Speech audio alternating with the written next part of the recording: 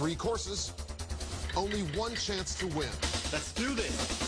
The challenge: create an unforgettable meal from the mystery items hidden in these baskets before time runs out.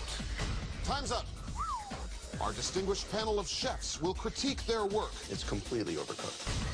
What are we supposed to do with these? And one by one, they must face the dreaded chopping block. You have been chopped. Who will win the $10,000 prize? And who will be chopped?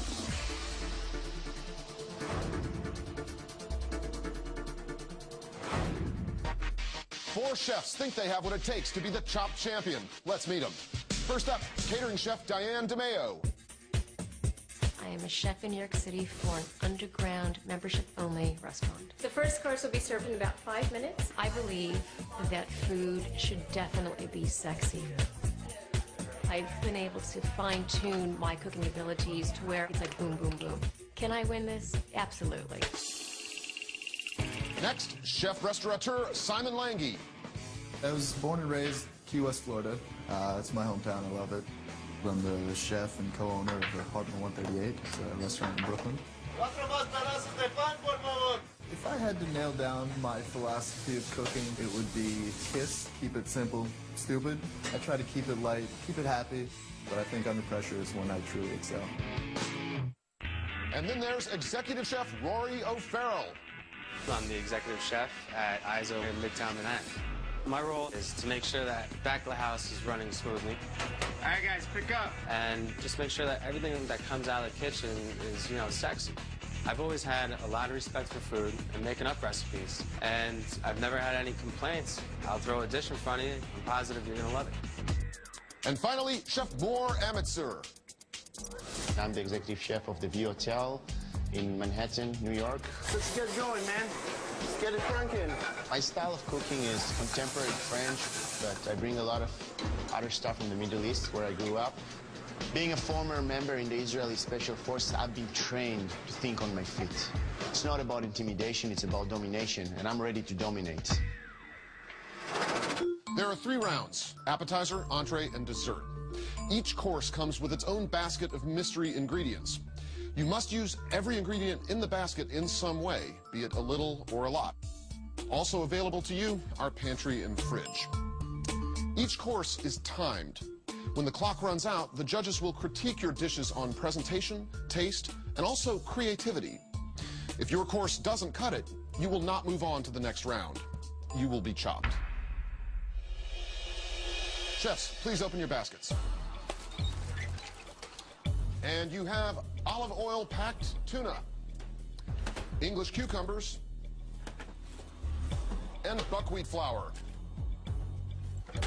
I'm looking at the buckwheat flour and I'm going, all right, definitely the hardest thing to wrap my head around. 20 minutes on the clock for your appetizer course, and time starts now.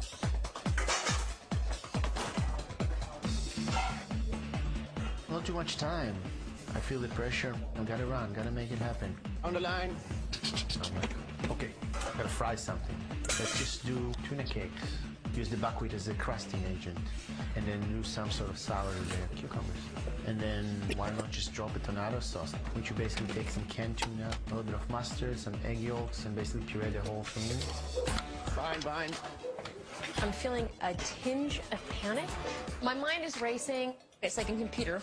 Like, oh my, okay, wait. Ooh, First thing that comes to my mind is a crab cake. I can take that tuna and make a great tuna cake, Yucatan style.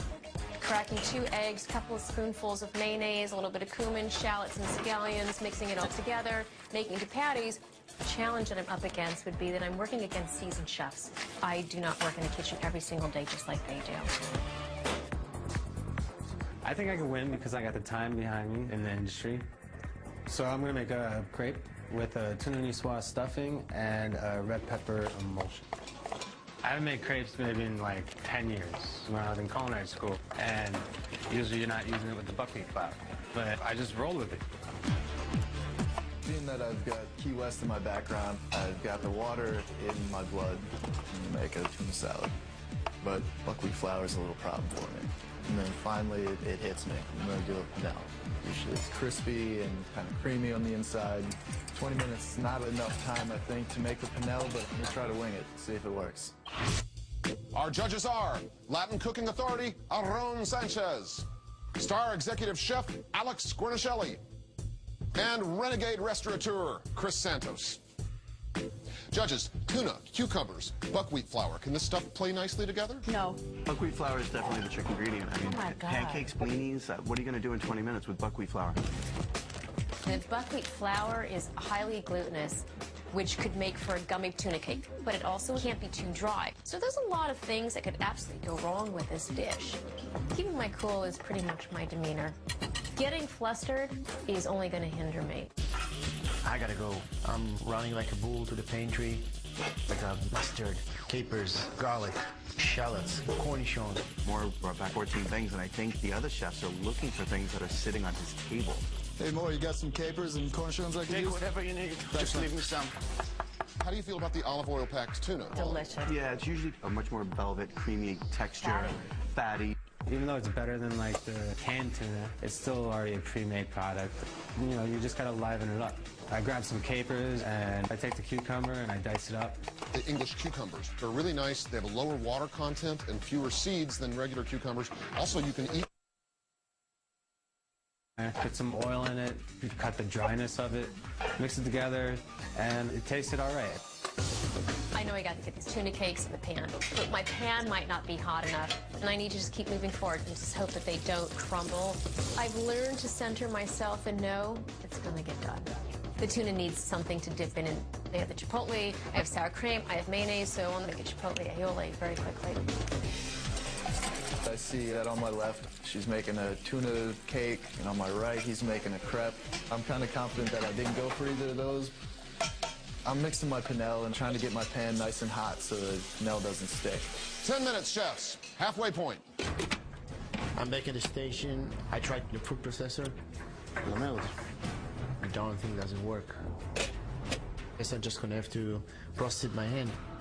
I pulled the tuna out of the food processor and I cut my hand in the process. I don't even feel it, I just keep going. I'm not sure what happened with Moore, but that's quite a cut on his hand. Someone should tell him to go put on a glove. Mor, do you understand that you have a cut on your finger? Are you aware that there's Band-Aids and gloves here? I do. Okay, do you need medical attention?